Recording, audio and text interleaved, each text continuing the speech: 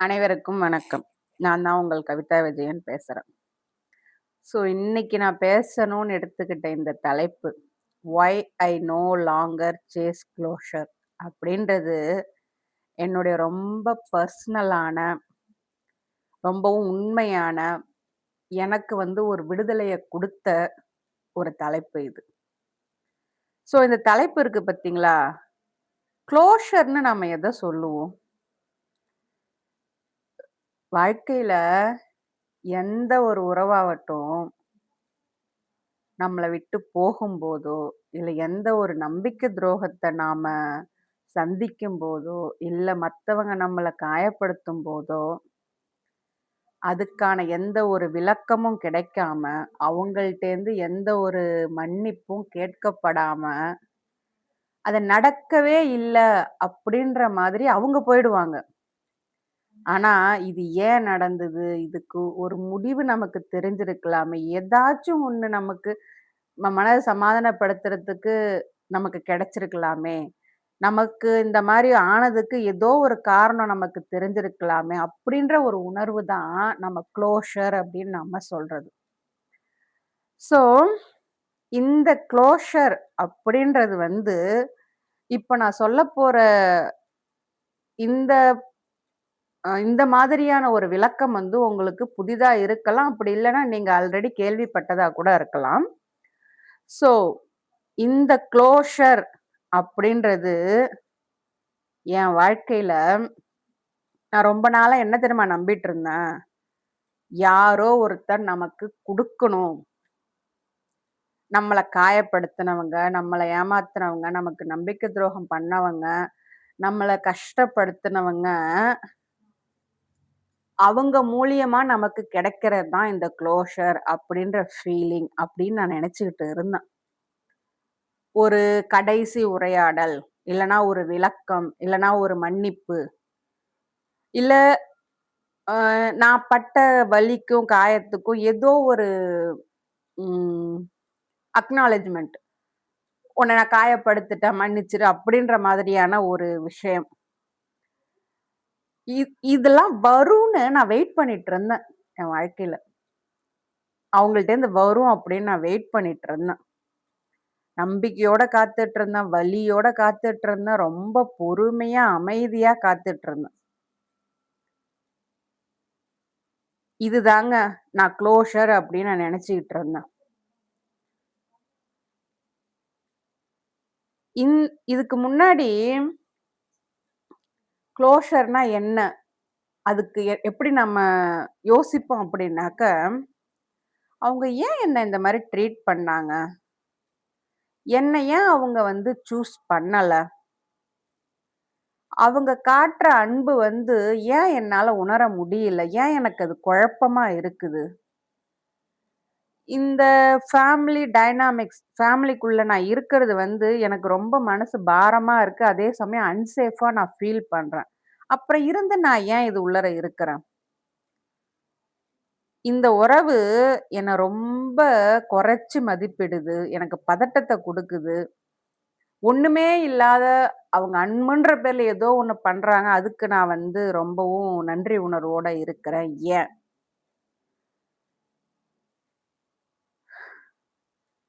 நான் யோசிச்சேங்க.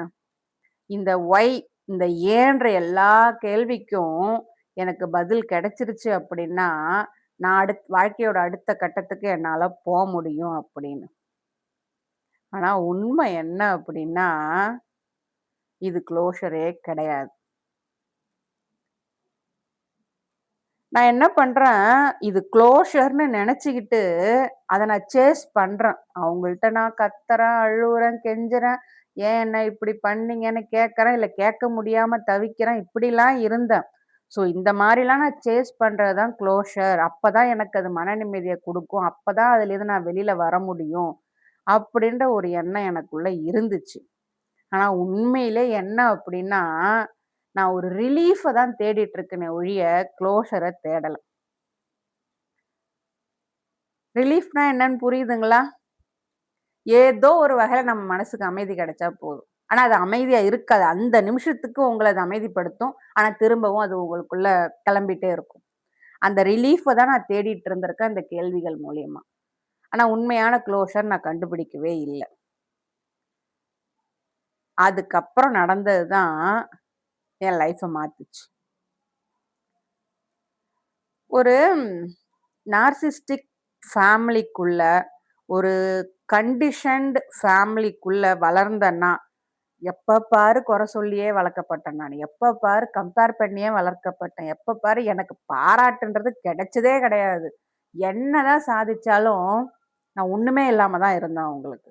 அப்படிப்பட்ட ஒரு குடும்பத்துல நான் வளர்ந்தேன்னா, நான் அமைதியா எனக்குள்ள அமைதியா அதாவது எனக்குள்ள நானே கத்துக்கிட்ட ஒரு விஷயம், கத்துக்கிட்டேன் தான். அது இல்லன்னா எனக்கு புகுத்தப்பட்டதுன்னு கூட சொல்லலாம். அன்புன்றது நிபந்தனைக்கு உட்பட்டது. லவ் வாஸ் கண்டிஷனல் அப்படின்னு நான் நெனச்சுக்கிட்டு இருந்தேன். அதாவது ஒருத்தர் நம்மள லவ் பண்ணணும் அப்படின்னா, அவங்கள நம்ம ஏர்ன் பண்ணணும். அவங்கள இம்ப்ரெஸ் பண்ணணும். அவங்கள நம்ம தக்க வச்சுக்கிறதுக்கு நம்ம நெறைய முயற்சி பண்ணணும். அவங்க என்ன எதிர்பார்க்குறாங்களோ, அத நான் பண்ணணும். அப்படி நான் பண்ணா தான், அவங்களுடைய அன்புக்கு நான் தகுதியானவ. அப்படின்ற ஒரு வித எண்ணம் அந்த குடும்பத்துக்குள்ள இருந்து எனக்கு விதைக்கப்பட்டுச்சு. அதே மாதிரி யாராவது அமைதியா இருந்தாங்க அப்படின்னா, அது டேஞ்சர். அப்பன்னா நீ ஏதோ தப்பு பண்ணிட்ட. அதனால தான் அவங்க அமைதியா இருக்கிறாங்க. அப்படின்ற ஒரு எண்ணமும் எனக்குள்ள இருந்துச்சு. உண்மைய விட ஒருத்தவங்கள உண்மையா உங்களுக்கு பிடிக்காது. யார்ட்டயும் பேச விருப்பப்பட மாட்டீங்க. ஆனா அந்த உண்மைய விட, அந்த உறவ நீங்க தக்க வச்சுக்கணும். அதுதான் உங்களுக்கு வாழ்க்கைக்கு சேஃப்டி அப்படின்னு சொல்லிக் குடுக்கப்பட்டுச்சு. என்னுடைய உணர்வுகள் வெளிப்படுறதுக்கு, வெளிய சொல்றதுக்கு நான் வெயிட் பண்ணணும். சரியான நேரத்துக்கு நான் வெயிட் பண்ணணும். அப்படி இல்லன்னா சொல்லவே கூடாது. அப்படின்ற ஒரு நெனப்பு எனக்குள்ள புகுத்தப்பட்டுச்சு. இந்த மாரி ஃபேமிலி சிச்சுவேஷன் நான் இருந்ததுனால, விட்டு போறதோடைய அவசியமே எனக்கு புரியல. இந்த மாரிலாம் எனக்கு சொல்லிக் குடுத்து வளர்த்ததுனால, ஒரு டாக்ஸிக்கான ஃபேமிலியோ, டாக்ஸிக்கான சிச்சுவேஷன்லேருந்தோ விட்டு போகணும். விட்டு போனா தான் அது ரிலீஃப், அது ஃப்ரீடம் அப்படின்றது என்னால கத்துக்கவே முடியல. யோசிக்க முடியல. என்னால செயல்படுத்தவும் முடியல. நான் அட்ஜஸ்ட் பண்ண கத்துக்கிட்டேன். எல்லாத்தையும் பொறுத்து போகவும் கத்துக்கிட்டேன். என்ன சுத்தி ஏதாவது நல்ல விஷயங்கள் நடக்கணும். அப்பதான் என் மனசுல இருக்கிறத நான் வெளிப்படுத்தணும் அப்படின்னு வெயிட் பண்ணி லைஃப் லாங் வெயிட் பண்ணிட்டே இருந்துட்டேன். அதுக்கப்புறமும் சில ரிலேஷன்ஷிப் வந்து என்ன ஹர்ட் பண்ணுச்சு. ஆனா, இந்த சிஸ்டத்துக்குள்ள நான் வளர்ந்ததுனால, என்ன எப்படி ட்ரெயின் பண்ணி வச்சிருந்தாங்க? இந்த சிஸ்டம், இந்த ஃபேமிலி சிஸ்டம், கண்டிஷனிங் ஃபேமிலி என்ன எப்படி ட்ரெயின் பண்ணி வச்சிருந்தாங்க அப்படின்னாக்க, வெயிட் பண்ணு. நம்பிக்கையோட இரு. அவங்க எவ்வளோதான் பண்ணாலும் தாங்கிக்க. Wait, hope, endure. எந்த ஒரு ரிலேஷன் ஆகட்டும். ஏன்னா, அப்படித்தானே எனக்கு சொல்லி வளர்த்துருக்குறாங்க. நான் எனக்கான தேவைகள கேட்க போனாலும், அவங்க எந்த மூடுல இருக்காங்க? அப்படின்னு அவங்க மூட ரீட் பண்ணிட்டு தான் அவங்கள்ட்ட நான் போய் பேசணும். இல்லாட்டி அது வரைக்கும் வெயிட் பண்ணணும். அவங்கள்ட்ட இருந்து எனக்கு வேண்டுங்கிற அன்பு கிடைக்கலையா? அப்ப நான் நம்பிக்கையோட வெயிட் பண்ணணும். அது கிடைக்குமோ, கிடைக்காதோ தெரியாது. என்ட்யூர் பொறுத்து போகணும். எப்படி பொறுத்து போகணும்? அவங்க என்ன வேணாலும் பண்ணுவாங்க. ஆனா அவங்கள இழந்துறக்கூடாதுன்னு அத்தனையும் நான் பொறுத்துட்டு போகணும். இதுதாங்க அந்த ஃபேமிலி எனக்கு சொல்லிக் குடுத்துச்சு. அந்த ஃபேமிலி என்ன இப்படிதான் கண்டிஷன் பண்ணி வச்சிருந்துச்சு. ஓகேங்களா? அடுத்து, என்ன விட்டு சில உறவுகள் விலகி போகுது அப்படின்னா, அது ஏன் விலகி போச்சு? என்ன காரணம்? அத நான் தெரிஞ்சுக்கணும். அந்த கிளாரிட்டி எனக்கு வேணும். ஒரு கடைசியா ஒரு கான்வர்சேஷன் வேணும். ஒரு எக்ஸ்ப்ளனேஷன் அங்கிருந்து எனக்கு வேணும். அப்படின்னு நான் வெயிட் பண்ணிட்டு இருந்தேன். உ ஏதோது ஒரு ஒரு சந்தர்ப்பத்துல வந்து என் மேல எந்த தப்பும் இல்ல. நான் என்ன வந்து காயப்படுத்தினது தப்பு தான். அப்படின்னு ஏதோ ஒரு வார்த்தை, ஏதோ ஒரு மன்னிப்புக்கு நான் ரொம்ப நாளா வெயிட் பண்ணிட்டே இருந்தேன். ஆனா, எனக்கு கிடைச்சது என்ன அப்படின்னா, மிக்ஸ்டு சிக்னல்ஸ். அதாவது அவங்க தப்பு பண்ணாத மாரியும், நான் தப்பு பண்ண மாரியும், இல்ல அவங்க மேல வந்து அவங்க பண்றது எல்லாம் நியாயன்ற மாதிரியும், தப்புலாம் என் மேல தான் இருக்குன்ற மாதிரி ஒரு மிக்ஸ்டு சிக்னல்ஸ். Emotional distance. "நீ இந்த மாரி பிஹேவ் பண்றியா? நாங்க வந்து உனக்கு சைலன்ட் ட்ரீட்மெண்ட் குடுப்போம். நாங்க பேச மாட்டோம். நாங்க பேசணுன்றதுக்காக நீ கெஞ்சணும். எங்கள பேச வைக்கிறதுக்கு நீ ஏதாச்சும் பண்ணணும். அப்பதான் நாங்க பேசுவோம். இல்லன்னா நீ உன் மரியாதை விட்டு குடுத்து இறங்கி வரணும். அப்பதான் நாங்க பேசுவோம்." அப்படின்னு ஒரு எமோஷனல் டிஸ்டன்ஸ் கிரியேட் பண்றது. அதே மாதிரி இவங்கலாம் ஆரம்பத்துல நம்மகிட்ட காட்டுன அந்த நல்ல முகத்த திரும்ப காட்டிட மாட்டாங்களான்னு நம்ம நெனச்சிட்டு இருக்கிறப்போ, அவங்கள்ட்டேருந்து ஏதோ ஒரு சின்ன விஷயம் வந்துச்சுன்னா கூட அத பெருசா நெனைப்போம் இல்லைங்களா? அது. ஆனா, இதுல தான் எனக்கு கிடைச்சது. ஒண்ணுமே இல்ல. ஏமாத்திட்டு போயிட்டாங்க, நம்பி துரோகம் பண்ணிட்டாங்க.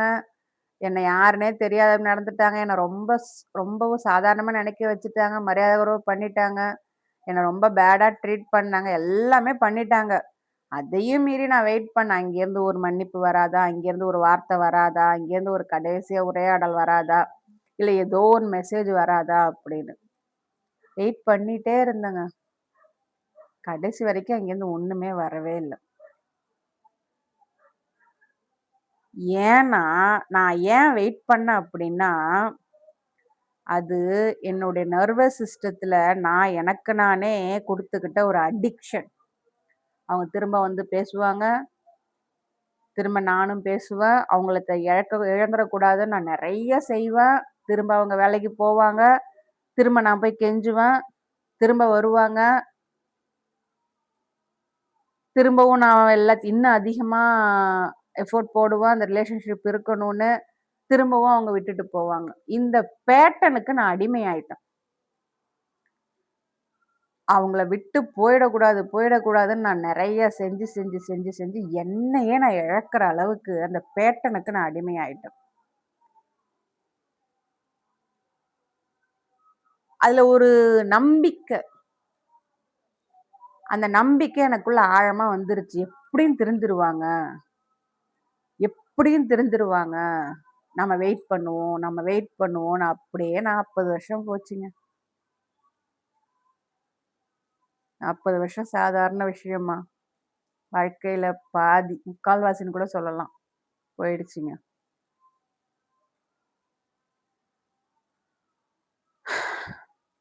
நான் என்ன நெனச்சுட்டேன், அவங்க பேசுற வார்த்தைகள்ல உண்மை இருக்கும்னு நம்பி, அந்த கனெக்ஷன் உண்மைன்னு நெனச்சுட்டேன். அவங்க எனக்காக நேரம் செலவிடுறாங்க பார்த்தீங்களா? ஏதோ கொஞ்சம் நேரம் செலவிடுறத உண்மையான அன்புன்னு நான் நெனச்சுட்டேன். எப்பயாச்சும் அக்கறை இருக்கிற மாரி நெனைக்கிறது வந்து, அ காட்டிக்கிறத நான் என் மேல ரொம்ப அக்கறை எடுத்துக்கிறாங்க அப்படின்னு தப்பா எடுத்துக்கிட்டேன். இதெல்லாம் எதுவுமே உண்மை இல்லன்றது அப்புறம் தான் புரிஞ்சுது. க்ளோஷர பத்தின உண்மை என்ன அப்படின்னா, நான் என்ன கத்துக்கிட்டேன் அப்படின்னாக்க, க்ளோஷர் அப்படின்றது ஒருத்தவங்க உங்களுக்கு குடுக்குற தகுதி அவங்கள்ட்ட இருந்தது அப்படின்னா, அவங்க ஏங்க உங்கள காயப்படுத்த போறாங்க? நீங்க எதிர்பார்க்கிற அந்த மன்னிப்பு, அந்த கடைசி உரையாடல், இல்ல ஏதோ ஒரு உங்களுடைய வலிக்கான அங்கீகாரம் அவங்களால குடுக்க முடிஞ்சது அப்படின்னா, ஏன் அவங்க ஏமாத்த போறாங்க? ஏன் உங்கள நம்பிக்கை துரோகம் பண்ண போறாங்க? ஏன் உங்கள விட்டுட்டு போக போறாங்க? ஏன் ஒரு நாள் நீங்க முக்கியம்னு நெனச்சுட்டு மறுநாள் ஒண்ணுமே இல்லன்னு நெனைக்க வைக்கிறாங்க? ஸோ அந்த க்ளோஷர் அப்படின்ற ஃபீல் கண்டிப்பா அவங்களால குடுக்கவே முடியாது. இதுதான் நான் கத்துக்கிட்ட பாடம். அவங்களுடைய சைலன்ஸ் அதுதான் நமக்கான க்ளோஷர். அவங்க நம்மள அவாய்ட் பண்றாங்க இல்லையா? அதுதான் நமக்கான பதில். அவங்க கன்சிஸ்டன்சியே இல்லாம இன்கன்சிஸ்டன்சியா எப்பவாச்சும் எங்க போயிட போறா? இங்க தான் இருக்க போறா. எப்ப போனாலும் பேசிக்கலாம். அப்படின்ற ஒரு இன்கன்சிஸ்டன்சி. அதுவும் ஆன்சர் தான். அவங்கள நம்ம புரிஞ்சுக்கிறதுனால க்ளோஷர் நமக்கு கிடைக்காதுங்க. நம்மள நாம எப்ப புரிஞ்சுக்கிறோமோ, அப்பதான் அந்த க்ளோஷர் நமக்கு கிடைக்கும். என் லைஃப்ல டர்னிங் பாயிண்ட் என்ன தெரியுமா? நான் வந்து அவங்க ஏன் எனக்கு இத செஞ்சாங்க? அப்படின்ற கேள்விய நிறுத்திட்டு, அவங்க அதெல்லாம் பண்ணாங்க இல்லையா? அப்ப நான் எனக்கு என்ன பண்ணிட்டேன்? என்ன நான் மதிச்சிருந்தா, என்ன கொண்டு போய் அவங்கள்ட்ட இந்த அளவு அசிங்கப்பட நான் வச்சிருப்பனா? அப்படின்னு மாறுச்சுங்க. அவங்க எனக்கு என்ன செஞ்சாங்க? இதையே நான் நெனச்சிட்டு இருக்கேன். அந்த லூப்க்குள்ள தான் நான் இருந்தேன். ஆனா, அவங்க இதெல்லாம் எனக்கு செய்யற வரைக்கும், நான் எனக்கு என்ன பண்ணிட்டுருந்தேன்? நான் தான் என்ன கொண்டு போய் அப்படியே அவங்க காலடியில போட்டேனே! அப்ப என் மேல எனக்கு மரியாதை இருந்தது அப்படின்னா, அந்த இடத்துல என்ன கொண்டு போய் நான் குடுத்துருப்பனா? குடுத்துருக்க மாட்டேன்ல. அப்ப நான் என்னையே ஒதுக்கி வச்சுட்டேன்னு தான அர்த்தம். அங்க புரிஞ்சுதுங்க எனக்கு உண்ம. அந்த கேள்வி எனக்கு உண்மைய புரிய வச்சுது. நான் என்ன பண்ணேன், அவங்கள்ட்ட அந்த க்ளோஷர தேடி போயி, அவங்க எனக்கு குடுத்த காயத்த திரும்ப திரும்ப அதிகமாக்கிட்டு இருந்திருக்கேனே ஒழிய, எனக்கு ஒரு கிளாரிட்டி வேணும். ஏன் இதெல்லாம் நடந்ததுன்னு நான் தெரிஞ்சுக்கணும்னு நெனச்சு, அந்த காயத்த திரும்ப திரும்ப அதிகமாக்கிட்டு தான் நான் இருந்திருக்கிறேன். ஒரு ஒரு தடவையும் அவங்க திருந்திருவாங்க, மாறிடுவாங்க அப்படின்னு நம்பிக்கையோட அந்த காயத்த திரும்ப திரும்ப அதிகமாக்கிட்டு இருந்திருக்கிறேன். என்ன பத்தி எக்ஸ்பிளைன் பண்ணி, நான் உங்கள அப்படி நெனைக்கல, இப்படி நெனைக்கல, உங்க மேல அவ்ளோ அன்பா இருக்கிறேன். நான் உங்கள மதிக்கிறேன். நீங்க இல்லாம லைஃப்ல எதுவுமே இல்ல. நீங்க இல்லன்னா எனக்கு மரியாதை இல்ல. அப்படின்னு என்ன எக்ஸ்பிளைன் பண்ணி என்ன ரொம்ப சிறுமையா ஆக்கி அவங்கள்ட்ட ரொம்ப ஸ்மாலா வச்சிருந்திருக்கேன். கடைசில என் உடம்பு ரொம்ப டயர்ட் ஆயிடுச்சு. என் மனசும் ரொம்ப டயர்ட் ஆயிடுச்சு. என் ஆன்மா சொல்லவே தேவையில்ல. அந்த அளவுக்கு டயர்ட் ஆயிடுச்சு. அப்பதான் எனக்கு ஒரு விஷயம் ரொம்ப முக்கியமா பட்டுச்சு. எனக்கு க்ளோஷர் தேவதான். ஆனா, அது எனக்கு சேஃப்டிய குடுக்கணுமே ஒழிய, என்ன கெஞ்ச வைக்கக்கூடாது. என்ன அழ வைக்கக்கூடாது. என்ன கஷ்டப்படுத்தக்கூடாது. அது எங்கேருந்து கிடைக்கும்? அவங்கள்ட்டேருந்து கண்டிப்பா கிடைக்காது. எனக்கு எந்த பதிலும் வேணாம். எந்த ஒரு எக்ஸ்ப்ளனேஷனும் வேணாம். எனக்கு ஒரு சேஃப்டி கிடைச்சா போதும். அந்த சேஃப்டி வெளியிலேருந்து யாராவது குடுக்க முடியுமா? கண்டிப்பா முடியாது. எனக்கு நானே குடுத்துக்கிட்டா தான் உண்டு. கடைசில நான் பேக்ல வந்தேன். பேக் ஸ்டெப் எடுத்து வந்தேன். அவங்க எல்லாரையும் அப்படி அப்படியே அந்தந்த இடத்துல விட்டுட்டு நான் பேக்ல வந்தேன். எதுக்குன்னா, நான் என்ன பார்க்கணும். நான் என்ன சூஸ் பண்ணணும். எனக்கு என்ன தேவையோ அத நான் எனக்கு குடுக்கணும். அப்படின்னு முடிவு பண்ணேன். நான் என்ன தேர்ந்தெடுத்தேன். அவங்கள எமோஷனல் சேசிங் பண்றத நிறுத்திட்டு, என்னுடைய அமைதிய நான் தேர்ந்தெடுத்தேன். ஆரம்பத்துல அது ரொம்ப கஷ்டமா தான் இருந்துச்சு. புதுசாவும் இருந்துச்சு. ரொம்ப அன்கம்ஃபர்டபுளா இருந்துச்சு. ஆனா, அது உண்மைய கொடுக்கும்னு நான் புரிஞ்சதுனால, அவங்க எல்லார்ட்டயுமே இருந்த என்னுடைய ரிலேஷன்ஷிப்ப அப்படியே அங்கேயே விட்டுட்டு, இன்னும் சொல்லப்போனா கட் பண்ணிட்டு, நான் பின்னாடி வந்துட்டேன். எக்கடாவது போங்க, எங்கேயாவது போங்க. நான் இனிமே உங்களோட ஒட்டி இருக்கிறதா இல்ல. இந்த வலி எனக்கு வேணாம். அப்படின்னு எனக்கு எந்த ஒரு க்ளோஷருமே நீங்க குடுக்க வேணாம். அப்படின்னு நான் பின்னாடி வந்துட்டேங்க. அப்படி வந்தப்போ, அது எனக்கு ரொம்ப அன்ஃபெமிலியரா இருந்தது. எப்படி சொல்றது? புதுசு தானே அது. எதையுமே புதுசா ஏத்துக்க முடியாதுல்ல நம்மளால. ரொம்ப அன்ஃபெமிலியரா இருந்துச்சு. அன்கம்ஃபர்டபுளாவும் இருந்துச்சு. ஆனா கொஞ்சம் கொஞ்சமா அதுல இருக்கக்கூடிய உண்மைய நான் புரிஞ்சுக்க ஆரம்பிச்சேன். இன்னைக்கு எனக்கு அவங்கள்ட்டேருந்து எந்த ஒரு க்ளோஷருமே தேவையில்ல. 4 வருஷம். நான் பின்னாடி வந்து 4 வருஷம் ஆச்சு. இன்னைக்கு அவங்க கிட்ட இருந்து எந்த ஒரு வார்த்தையோ, எந்த ஒரு மன்னிப்போ, எந்த ஒரு விளக்கமோ தேவைப்படாத ஒரு அருமையான வாழ்க்கைய நான் வாழ்ந்துட்டு இருக்கிறேன். எனக்கு எந்த ஒரு வேலிடேஷனுமே அவங்கள்ட்டேருந்து தேவையில்ல. என்னுடைய அனுபவம் உண்மைன்னு எனக்கு தெரிஞ்சு போச்சு. நான் என் வாழ்க்கையில முன்னாடி போறதுக்கு அவங்களுடைய மன்னிப்பு தேவையே இல்ல. நான் என்ன தேர்ந்தெடுக்கிறதுக்கு அவங்களுடைய எந்த ஒரு விளக்கமும் எனக்கு தேவையில்ல. என்ன ஹோல்ட் பண்ண தெரியாத, எனக்கு உண்மையா இல்லாத, எனக்கு முக்கியத்துவம் குடுக்காத அந்த உறவுகள் என்ன புரிஞ்சுக்கணும் அப்படின்ற அவசியமே இல்ல. அவங்க யாருன்னு அவங்களுடைய செயல்கள் எனக்கு நிரூபிச்சிருச்சு. அவங்கள்ட்ட போயிட்டு இனிமே நான் பேசுறது சுத்த வேஸ்ட்டுங்க. எனக்கு எந்த ஒரு கான்வர்சேஷனுமோ, எந்த ஒரு மன்னிப்போ அவங்கள்ட்டேருந்து எனக்கு தேவையே இல்ல. அப்படின்னு நான் முடிவு பண்ணிட்டேன். நான் அதுக்கு பதிலு அவங்கள்ட்டேருந்து அந்த க்ளோஷர எதிர்பார்த்து, எதிர்பார்த்து வாழ்க்கையில நெறைய அனுபவிச்சு, அவங்கள கட் பண்ணிட்டு இந்த 4 வருஷம் நான் பின்னோக்கி வந்து வாழ ஆரம்பிச்சு, எனக்கு என்னென்ன தெரியுமா கிடைச்சது? என் சுயமரியாத, எமோஷனல் சேஃப்டி, கன்சிஸ்டன்சி, அமைதி, பிரசன்ஸ். இது எல்லாமே எனக்கு என் வாழ்க்கையில கிடைச்சுச்சு.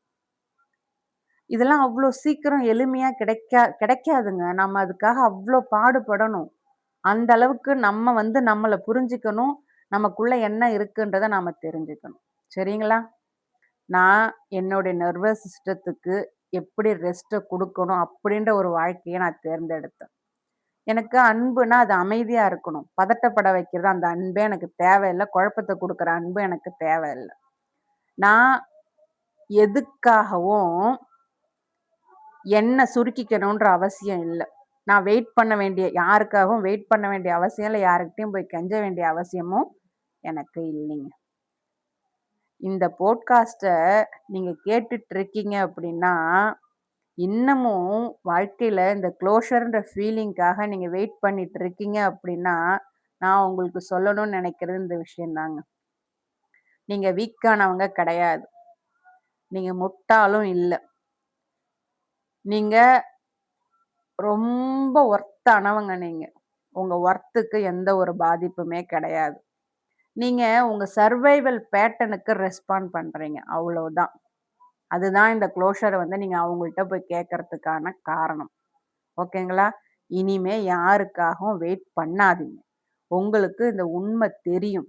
அதனால அவங்கள்ட்டேருந்து கிடைக்கிற பதில விட, நம்ம அமைதி தான் முக்கியம் அப்படின்னு உங்கள நீங்க தேர்ந்தெடுங்க. சில நேரங்கள்ல சில உறவுகள விட்டு விலகுறது தான் உண்மையான க்ளோஷர். சரிங்களா? இன்னைக்கு நான் சொன்ன இந்த க்ளோஷர் சம்பந்தமான கருத்துக்கள் உங்க மனசுல இருந்த ஏதோ ஒண்ணுக்கு குரல் வடிவம் குடுத்திருந்தது அப்படின்னா, அதுதான் என் குரலுக்கான வெற்றி. ஓகேங்களா? நீங்க உங்கள தேர்ந்தெடுங்க. அதுதான் நான் உங்களுக்கு சொல்றேன். யாருக்கிட்டயும் போயி பதிலுக்கோ, அவங்களுடைய அன்புக்கோ, அவங்களுடைய விளக்கத்துக்கோ, அவங்களுடைய மன்னிப்புக்கோ தயவு செய்து கெஞ்சாதீங்க.